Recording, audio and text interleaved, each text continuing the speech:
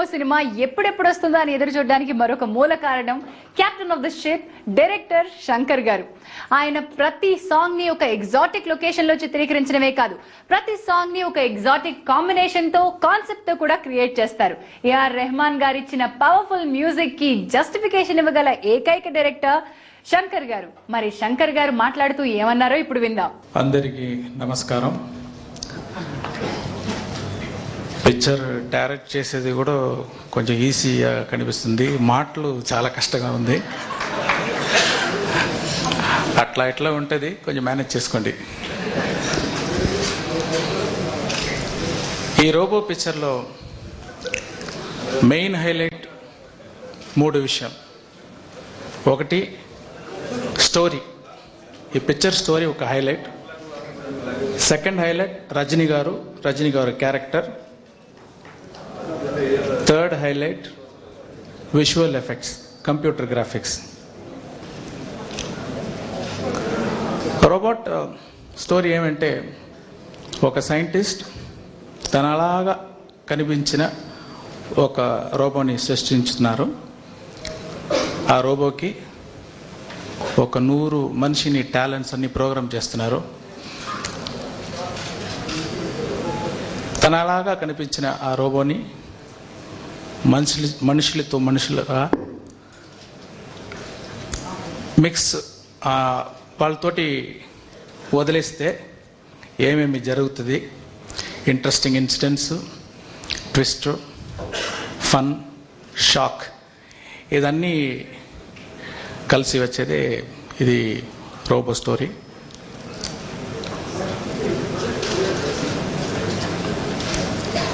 రజనీ గారు ఈ పిక్చర్లో ఒక 3 టైప్ క్యారెక్టర్ చేసి ఉన్నారు.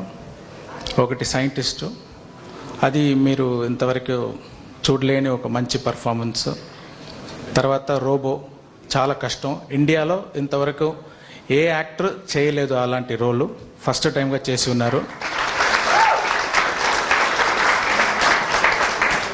వెరీ ఛాలెంజింగ్ రోల్, అంటే ఎక్స్ప్రెషన్ లేదు కానీ త్రూఅవుట్ పిక్చర్ ఉంటారు. అది మీరు పిక్చర్ చూస్తే తెలుసు, చాలా కష్టం ఆ పర్ఫార్మెన్సు. ఆ రోల్ కోసం వేసుకున్న మేకప్ 3 hours 4 hours. ఎప్పుడు కమల్ సార్, విక్రమ్ ఇలాంటి యాక్టర్స్ చాలా టైం తీసుకుంటారు మేకప్కి, స్టెయిన్ తీసుకుంటారు. ఫస్ట్ టైం రజనీ గారు అలాగా 4 hours మేకప్ ఇలాగా చేసి చాలా కష్టపడి యాక్ట్ చేసి ఉన్నారు. దాంట్లో వచ్చేది ఇంకొక క్యారెక్టర్ సస్పెన్స్.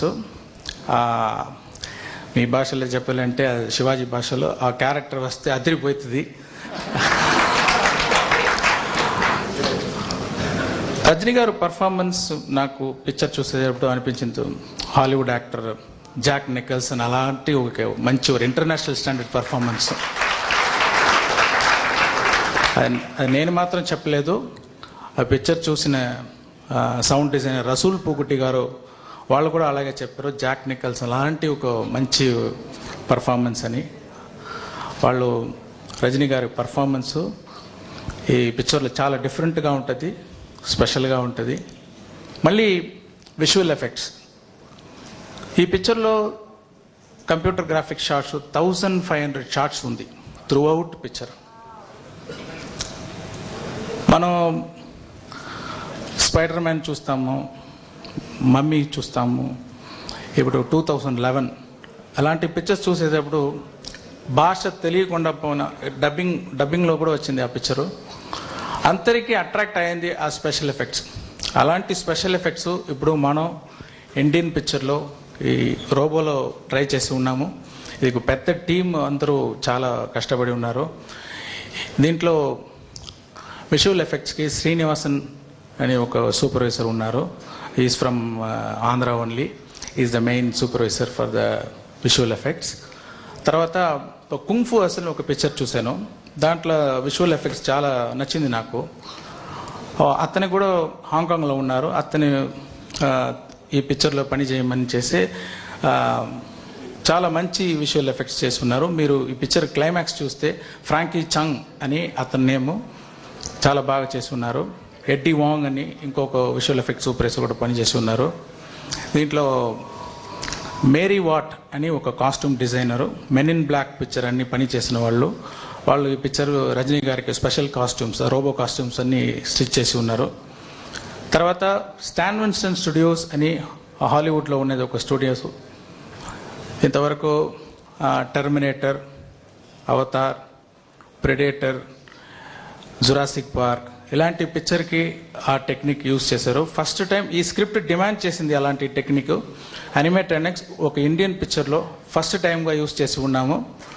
అది ఒక పిక్చర్లో పెద్ద హైలైట్గా ఉంటుంది. వాళ్ళే ఆ పిక్చర్కి కావాల్సిన రోబాటిక్